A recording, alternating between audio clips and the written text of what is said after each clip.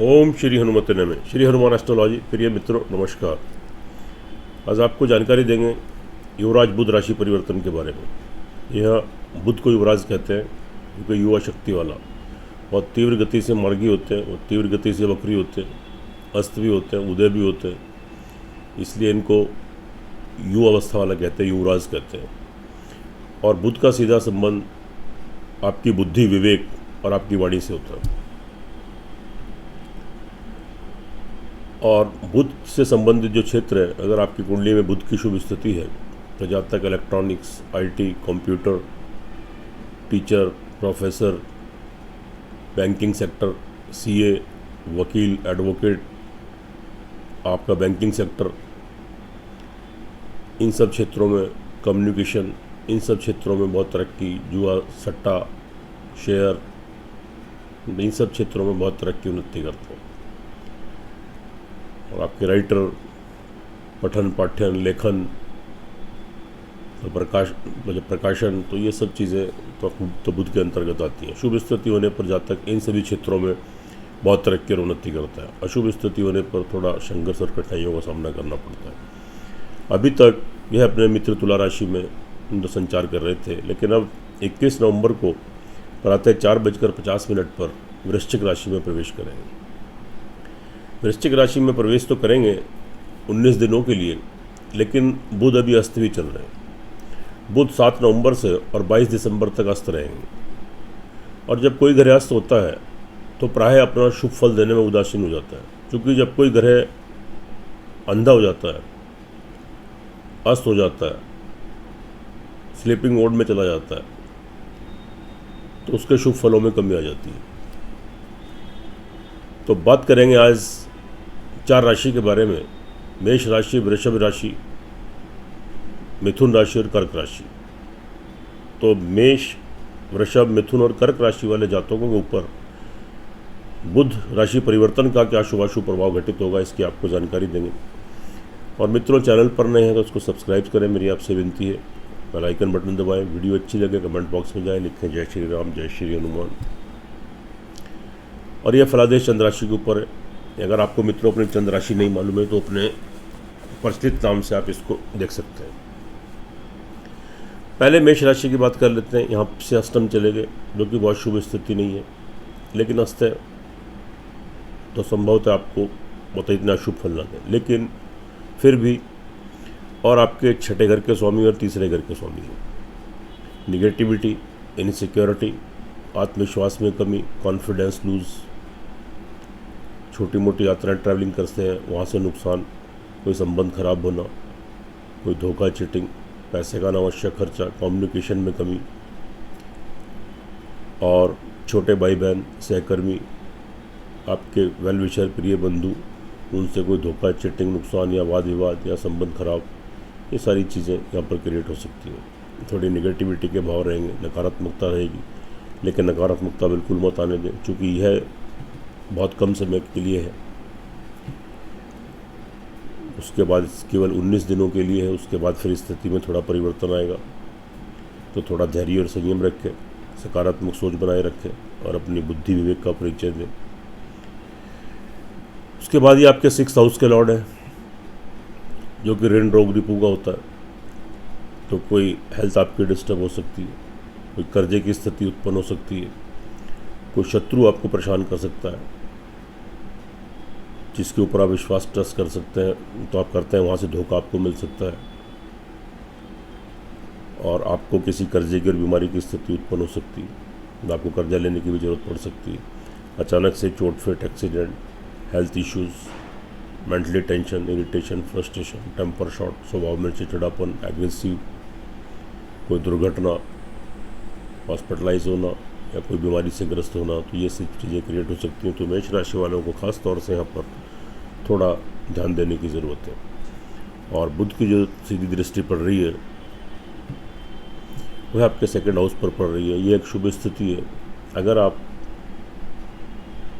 किसी परिस्थिति बस आप किसी परेशानी में पड़ते हैं तो यहाँ पर आपको आपके परिवार वालों का लाभ सहयोग मिलेगा, और उनके लाभ सहयोग से, उनके सहयोग से आप इस स्थिति से बाहर आ जाएंगे। और संभवतः आपको परिवार वालों की तरफ से कुछ फाइनेंशियली लाभ, आपके जमा धन कोष में वृद्धि, ये सब भी क्रिएट हो सकती है।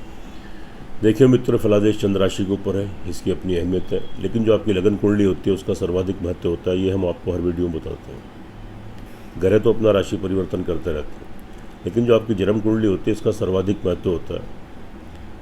इम्पोर्टेंस, ये जो ग्रह आपके राशि परिवर्तन करते हैं, चंद्र राशि के ऊपर गोचर करते हैं, तो इनकी भी इम्पोर्टेंस होती है, लेकिन सर्वाधिक महत्व आपकी जन्म कुंडली का है। अगर आपकी जन्म कुंडली में किसी ग्रह की दशांतर दशा आपके अनुकूल, आपके पक्ष में चल रही है, तो बहुत ज़्यादा दुष्प्रभाव देखने को नहीं मिलेंगे, फिर इनके दुष्प्रभावों में थोड़ी कमी आ जाएगी। तो एक बार अपनी कुंडली का विश्लेषण करा लें, और अगर कुंडली में भी आपकी ग्रह की किसी की ग्रह अंतर्दशा खराब चल रही है तो संभवतः थोड़े दुष्प्रभाव बढ़ जाएगा, आपको कठिनाइयों और परेशानियों का सामना करना पड़ेगा। एक बार कुंडली का विश्लेषण जरूर कराएं। बुध के उपाय करें, प्रतिदिन आप गाय को हरा चारा खिलाएं, और बुधवार के दिन हरी दूर्वा आप गणपति भगवान को अर्पित करें, और हरी मूंग की दाल और थोड़ा सा मीठा तो आप बुधवार को किसी गरीब को दान करें। आगे चलते हैं, बात करते हैं वृषभ राशि वाले जातकों के लिए। यहाँ पर ट्रांजिट आपके 7th हाउस में हुआ है। देखिएगा, केंद्र में मूल त्रिकोण के स्वामी है, फैमिली फाइनेंस के लॉर्ड, अच्छी स्थिति में, लेकिन अस्त है। संभवतः बहुत शुभ फल नहीं मिलेंगे, लेकिन फिर भी बहुत अशुभ भी नहीं रहेंगे।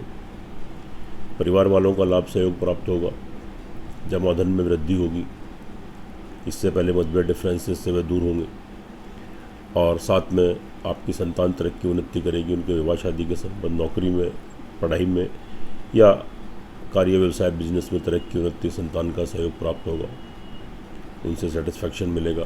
विद्यार्थी वर्ग के लिए अच्छी स्थिति है।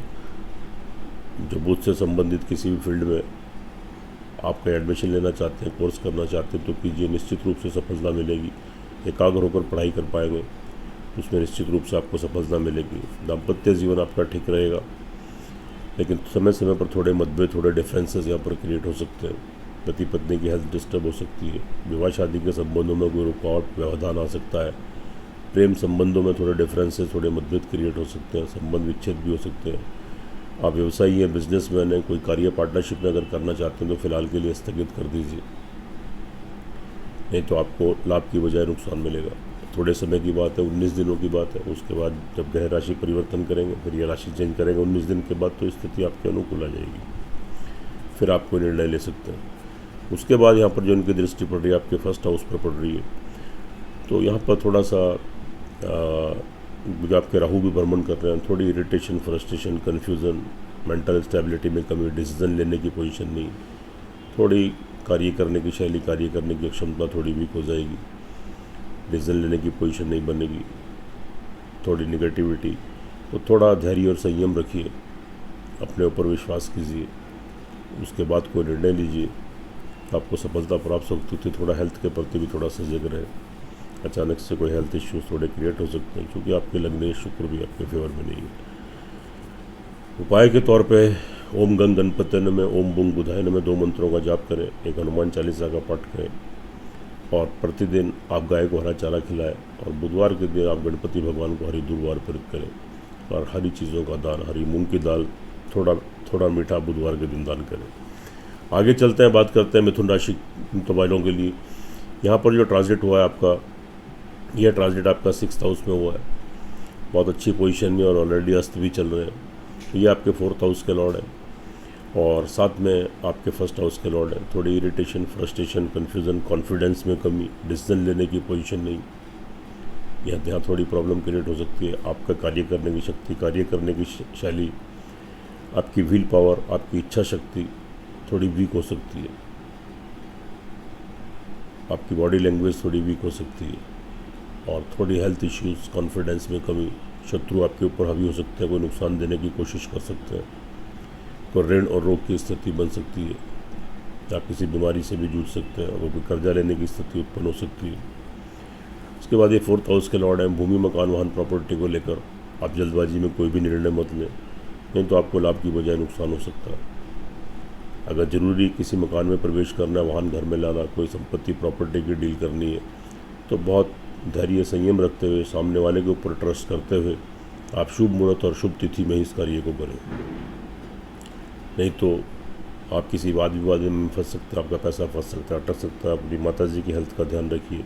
घर में थोड़ा अशांति और सुख सुविधाओं में थोड़ी कमी आ सकती है, तो थोड़ा ध्यान देने की ज़रूरत है और बुध के उपाय करने की ज़रूरत है। इनकी दृष्टि 12th हाउस पर पड़ रही है। जो जातक विदेशों में उनके लिए संभवतः स्थिति थोड़ी पक्ष में आपके फेवर में रहेगी, तरक्की उन्नति करेंगे। अगर आप बाहर विदेशों की यात्राएँ करते हैं और तो आपके एक्सपोर्ट इंपोर्ट के कार्य हैं या कोई भी आपका बिजनेस संबंध है, नौकरी संबंध है, तो आपको लाभ बेनिफिट मिलेंगे, नए कॉन्ट्रैक्ट्स मिलेंगे, रुका हुआ धन वापस आएगा।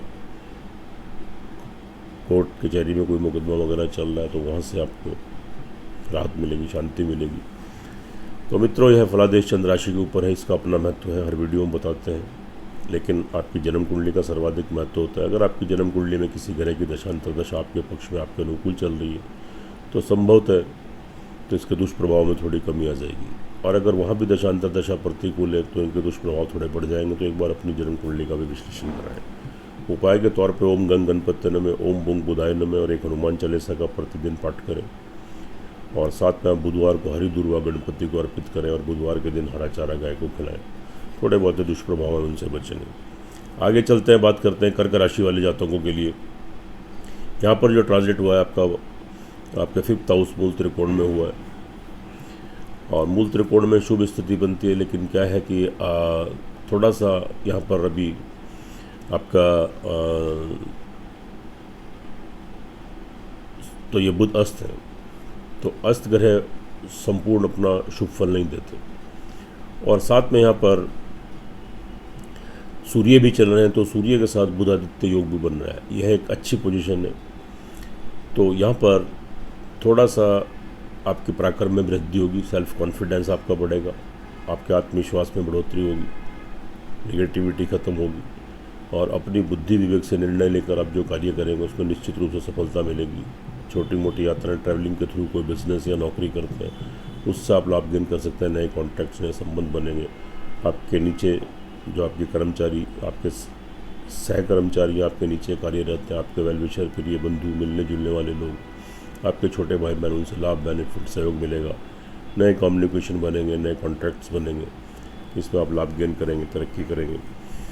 और साथ में जो जातक विदेशों में हैं उनके लिए भी तो तरक्की उन्नति के अवसर प्राप्त होंगे। आपका विदेशों से कोई संबंध है, आप विदेशों की ट्रैवलिंग करते हैं, नए संबंध, नए कॉन्ट्रैक्ट्स बनेंगे, एक्सपोर्ट इम्पोर्ट का कोई कार्य करते हैं, नए संबंध बनेंगे, रुका हुआ धन वापस आएगा। और कोर्ट कचहरी में कोई मुकदमा चल रहा है तो वहाँ भी स्थिति आपके पक्ष में रहेगी।